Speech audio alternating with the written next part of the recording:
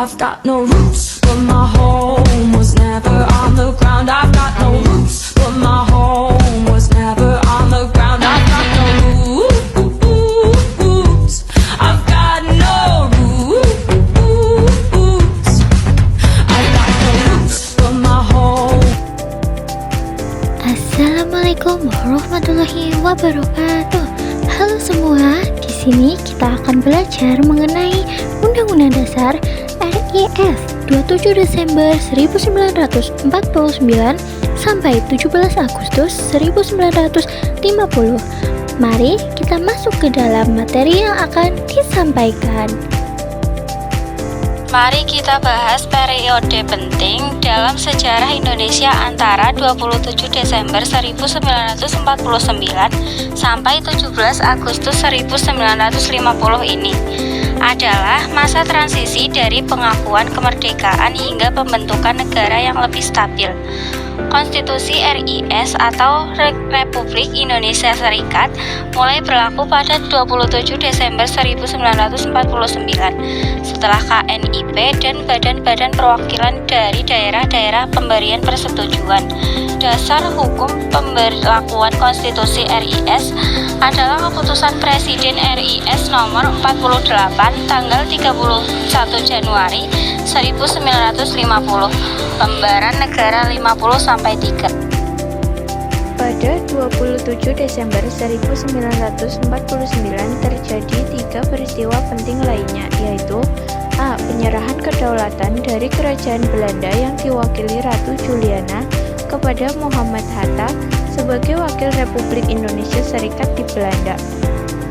B. Penyerahan kedaulatan dari Republik Indonesia kepada Republik Indonesia Serikat di Yogyakarta. Dan C. Penyerahan kekuasaan dari wakil Belanda Loving kepada wakil Indonesia Sri Sultan Hamengkubuwono IX di Jakarta. Konstitusi RIS atau Undang-Undang Dasar 1945 terdiri atas A. Mukadimah terdiri atas 4 alinea, B. Batang tubuh terdiri atas 6 bab 197 pasal, dan C. Lampiran. Ada beberapa ketentuan pokok dalam UUD RIS 1949. Di antaranya 1. Bentuk negara serikat, sedangkan bentuk pemerintahan adalah republik. Yang kedua, sistem pemerintahan parlementer, kepala pemerintahan dijabat oleh Perdana Menteri. Sejarahnya, 1. Pengakuan kedaulatan 27 Desember 1949.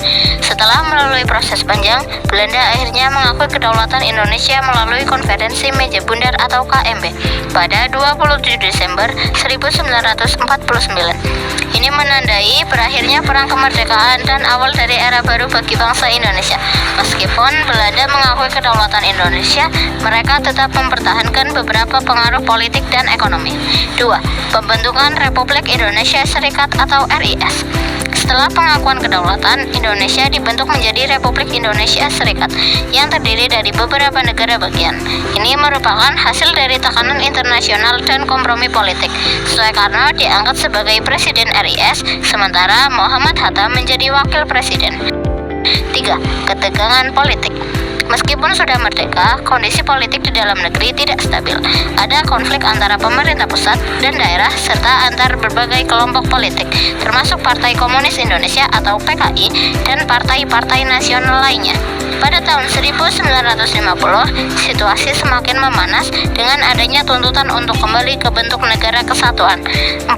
Kembali ke negara kesatuan pada tanggal 17 Agustus 1950. Akhirnya, pada tanggal 17 Agustus 1950, RIS dibubarkan dan Indonesia kembali menjadi negara kesatuan dengan nama Republik Indonesia. Hal ini dilakukan setelah melalui berbagai diskusi dan perundingan. Soekarno kembali diangkat sebagai Presiden Republik Indonesia yang baru. Isi yang terkandung dalam undang-undang tersebut. Yang pertama, pengakuan kedaulatan. Pengakuan bahwa Indonesia adalah negara berdaulat penuh di hadapan dunia internasional. Yang kedua, pembentukan RIS.